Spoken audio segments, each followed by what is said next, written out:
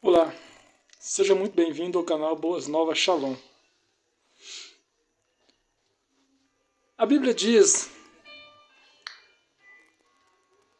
no capítulo 15, versículo 24 ao 25, fala uma experiência que Jesus teve quando foi nas regiões de Tiro e Sidom com seus discípulos. E lá, amados, ele encontra com uma mulher que tinha uma filha que estava terrivelmente endemoniada. E nós vamos entender e tirar para nossas vidas lições importantes acerca desse episódio que se deu naquelas terras. Eu quero muito bem frisar para você que as terras de Tiro e Sidom é hoje onde é a região do Líbano, que está travando uma batalha com Israel entre Hezbollah, do lado do Líbano, e do outro lado Israel. O Líbano, no passado, foi chamado de Tiro e Sidom, eram essas terras. E há muito tempo, por volta no reinado de Salomão, de Davi, o Líbano era amigo de Israel, porque eles tinham com Israel uma relação comercial, uma relação de amizade. E ao longo dos anos, amados, isso se perdeu.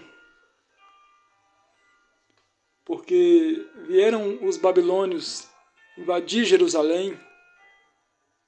E a Bíblia relata que naquela ocasião, os libaneses, na época tinham outro nome, eles deram guarida para que os babilônios pousassem nas suas terras. E quando os babilônios entraram em Jerusalém, saquearam suas terras, levaram os jovens ali como escravos. A Bíblia diz que a população de Tiro e Sidom fizeram festa e zombaram do povo de Israel que estava sendo levado a cativo. E Deus, amados, ele não gostou daquela infâmia. E ele tratou de lançar sobre aquele povo uma maldição. Maldição essa que nós vemos se cumprir há cerca de 300 anos antes de Cristo, quando o rei macedônio Alexandre o Grande invadiu aquelas terras e colocou tudo abaixo. As colunas de Tiro e Sidom foram derrubadas e hoje servem como lugar para os pescadores secarem suas redes, como a palavra de Deus havia dito naquela ocasião. Mas o que eu quero trazer para você neste momento é acerca do episódio entre Jesus e a mulher Ciro-fenícia. Em outros textos é chamada de mulher cananeia. Um tom assim meio pejorativo, amados? Os cananeus, eles são vistos na Bíblia como inimigos de Israel. Então aquela mulher em algumas partes é chamada de mulher cananeia. O texto está lá no capítulo 15 de Mateus. As regiões de Tiro e Sidom, elas eram completamente amaldiçoadas por Deus. Foi para esta região que Caim foi morar, quando matou seu irmão, e ali não pôde mais viver junto da sua família.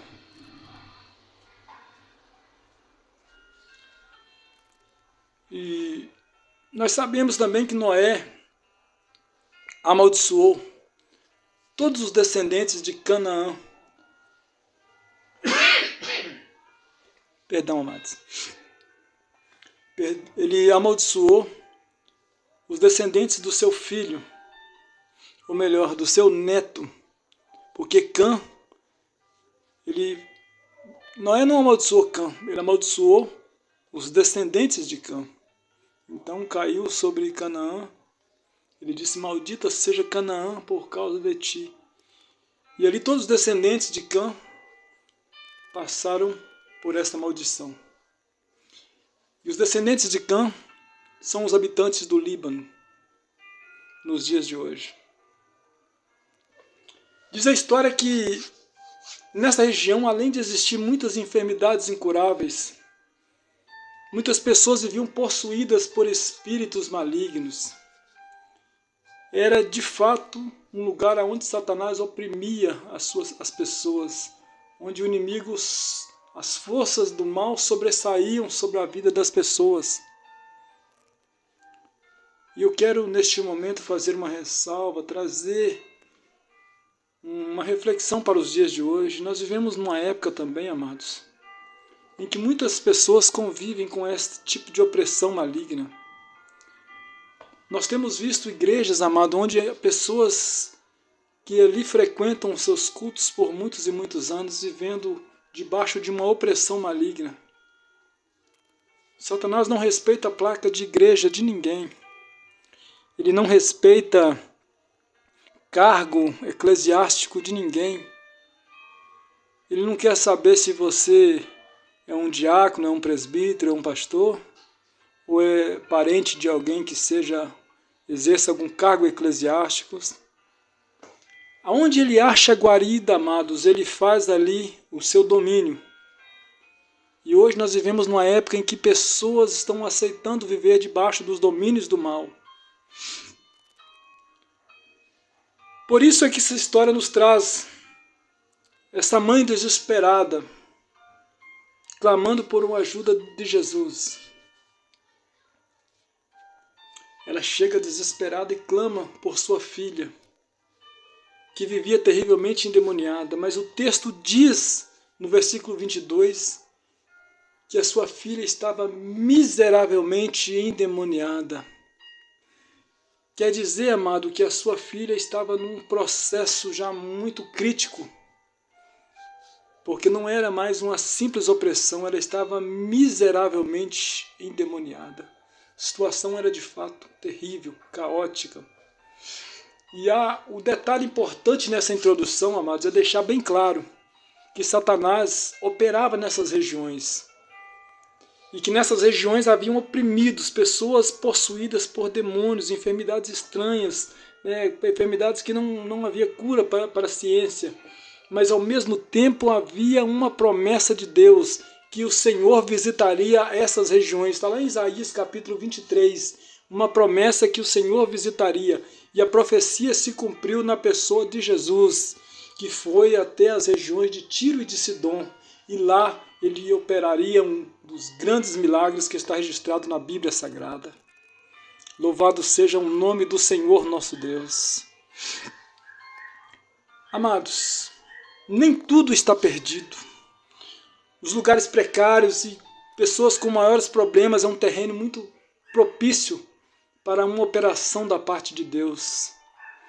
Quando a medicina não alcança, quando o advogado diz que não tem mais solução para a sua causa, quando a justiça falha com você, é o momento propício que Jesus chega para solucionar o seu problema. Ok, meus queridos? Aquela região ela estava debaixo de maldição, como nós falamos há pouco. Pessoas sofriam enfermidades, demônios, opressão. E com certeza aquele lugar era um lugar sem esperança. As pessoas sentiam-se sem saída, mas isso não impediu a história de mudar na vida de algumas pessoas. Isso não impediu. Jesus foi visitar as terras de Tiro e de Sidom. Assim como ele vai visitar lugares, pessoas onde Satanás pensa que dominou, onde Satanás pensa que tomou posse, Jesus começa a visitar essas pessoas, esses lugares perdidos, e resgatar pessoas que pensam que não há mais esperança para eles. Talvez, meu querido, você habite num lugar onde a esperança já não existe mais. Talvez, meu querido, você está vivendo debaixo de uma sentença feita pelo homem. Eu quero dizer para você que Jesus visita lugares aonde a esperança está por finalizar. Onde não existe mais solução para o problema, Jesus visita lugares que parecem impossíveis de ser solucionados os seus problemas. E ele visitou, amados, aquelas terras. A Bíblia diz que essa mãe estava desesperada. Ela já não aguentava mais ver a sua filha sofrer. Não podia mais ir com a sua filha para lugares públicos. Não havia passeios, porque a qualquer momento aqueles demônios poderiam tomar posse da sua filha e aquilo seria uma situação muito constrangedora para aquela mãe. Ela sofria muito. Ela tinha um segredo. Aquela mulher, mesmo sofrendo, mesmo passando por aquela situação difícil, tinha um segredo.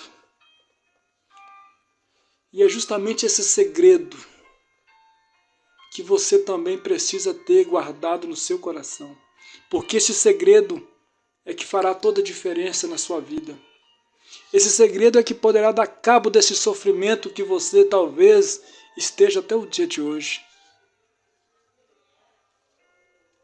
O segredo que aquela mulher tinha no seu coração é que ela conhecia a promessa de Deus. E se você também conhece a promessa de Deus na sua vida, saiba que o seu problema está com os dias contados. Aquela mulher conhecia a promessa. Jesus visitaria as regiões de Tiro e Sidom. Estava registrado pelos profetas. O profeta Isaías já havia dito no capítulo 23 que o Senhor visitaria aquelas terras. Era uma terra totalmente caótica, era uma terra totalmente entregue ao sofrimento. Era uma terra que já estava selada debaixo de maldição. Mas a promessa dizia que o Senhor a visitaria. Ela acreditou nessa promessa, amados, e quando ela viu Jesus, ela não perdeu tempo em clamar e adorar aquele que estava ali por causa desta promessa. E se você também neste momento tem esse segredo no seu coração, se você crê nessa promessa, então não perca a oportunidade de abraçar-se com Jesus neste momento e pedir e implorar que Jesus lhe entregue o seu milagre. Porque foi justamente isso que a mulher Ciro-fenícia fez. Ela não abriu mão de receber o seu milagre. O texto diz que ela chegou, adorou e pediu ajuda. E ela disse no versículo 22, Filho de Davi, tenha misericórdia de mim. Oh, meus queridos, quantas vezes nós vimos essa palavra na Bíblia se referindo justamente à pessoa de Jesus. Filho de Davi. Tem um mistério muito grande nessa palavra. O primeiro ponto aqui, amados, é entender que na Bíblia, quando uma palavra inicia e termina com uma vírgula, essa palavra merece uma atenção especial. Nesse texto, a palavra que está chamando a atenção é a palavra adorou e clamou. Aquela mulher não simplesmente adorou, ela clamou também, amados. Ou seja, ela chegou, adorou e depois ela pediu por ajuda do Mestre. Então, meus queridos, se você está como aquela mulher Ciro-fenícia, com um problema que a sociedade não tem solução, basta você chegar até os pés de Jesus, adorar e clamar, deixar diante dele as suas súplicas, as suas preces. Não é apenas você chegar, não é apenas você pedir, mas é você clamar, adorar. Isso é importante. O segundo ponto, amados, aqui é o clamor. Filho de Davi. Não é um clamor qualquer. Esse clamor, ele tem um propósito. Tem um propósito. E só pessoas miseravelmente desesperadas é que exerceram esse clamor. Não foi todo mundo que aproximou de Jesus clamou dessa maneira, mas as pessoas que estavam miseravelmente desesperadas clamaram dessa forma: Filho de Davi. O cego Bartimeu também clamou dessa maneira. A mulher que estava oprimida lá na sinagoga e essa mulher que tinha uma filha miseravelmente endemoniada, os três clamaram dessa forma porque eles estavam desesperados. Ou seja, quando essas pessoas chegaram a um ponto de sofrimento e desespero muito grande, elas buscaram saber quem era Jesus, estudavam a história, a genealogia de Jesus e assim descobriram que ele fazia parte da genealogia de Davi. Na genealogia de Jesus havia duas mulheres que não eram judias. Ruth era uma dessas mulheres. E Davi, amados irmãos, por ele ter essa genealogia contada na Bíblia, olha, Davi ele era filho de Jessé. Jessé ele era filho de Boaz. E quem era Boaz? Boaz era marido de Ruth, uma ex-moabita, que não tinha nada a ver com o povo de Deus, mas através de Noemi, ela entrou para a história do povo de Deus. Ela mesma declarou que Deus seria o seu Deus e o povo de Deus seria o seu povo. Lá em Ruth capítulo 1, versículo 16, ela expressou desta forma. Ou seja, ela entrou na genealogia de Jesus, assim como também uma ex-prostituta chamada Raabe, que após ajudar dois espias, ela também entrou nessa genealogia divina.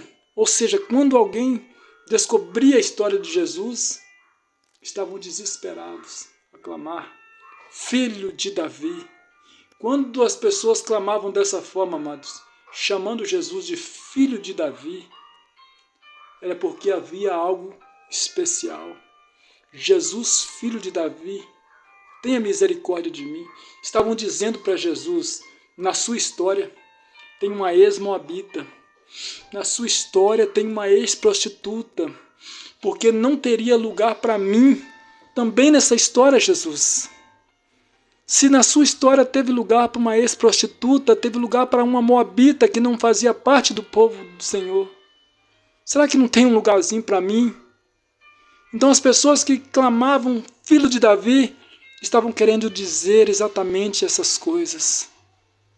Se o Senhor teve misericórdia dessas mulheres, então há de ter misericórdia de mim, pobre pecador.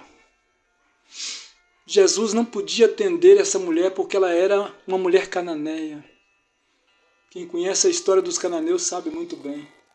Jesus ele tinha um objetivo antes da cruz, atender às ovelhas perdidas da casa de Israel, ou seja, os judeus. Versículo 23 e 24 ele fala isso. Pode ver que Jesus não lhe respondeu o clamor, né, pela primeira vez. Jesus fez silêncio e os discípulos chegaram e falaram, mestre, dá um jeito nessa mulher que ela está perturbando aqui. Jesus também deixa bem claro, eu fui enviado apenas para as ovelhas perdidas da casa de Israel. Olha só, amados. Jesus cala por um momento e quando ele fala, a sua fala é desanimadora para aquela mulher. Ele diz para ela assim, olha, eu fui enviado às ovelhas perdidas da casa de Israel e você não tem nada a ver com o povo de Israel. Jesus veio para os seus, né, o que a Bíblia diz, João capítulo 1, versículo 11. Mas os seus o rejeitaram. Biblicamente, antes da cruz, o plano era os judeus. Era fora do limite, fora do propósito de Jesus atender estrangeiros. Ele não poderia ter feito isso, porque ele veio especificamente para os judeus. Os estrangeiros são pessoas que não faziam parte da terra de Israel. Em outras palavras, essa mulher não podia ser atendida. Não podia receber a ajuda de Jesus. Por isso que os discípulos disseram para Jesus, manda ela parar de gritar. Jesus cita a parábola dos dons, aliás, dos donos que não poderiam dar comida aos cães, porque a comida pertencia aos filhos.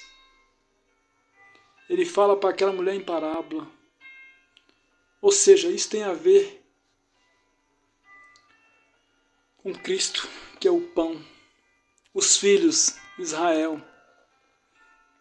E não poder, neste momento, ser oferecido aos estrangeiros, que eram os cães, que no caso era eu, era você.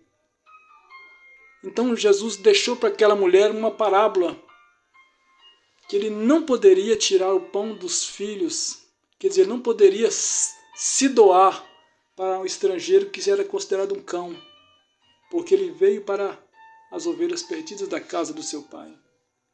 Havia um limite, uma barreira muito grande para essa mulher conseguir receber a bênção de Deus. Mas ela estava disposta a pagar o preço. Ela chegou, adorou e pediu ajuda. A mulher agora, além de clamar, entrou na casa e prostrou-se aos pés de Jesus.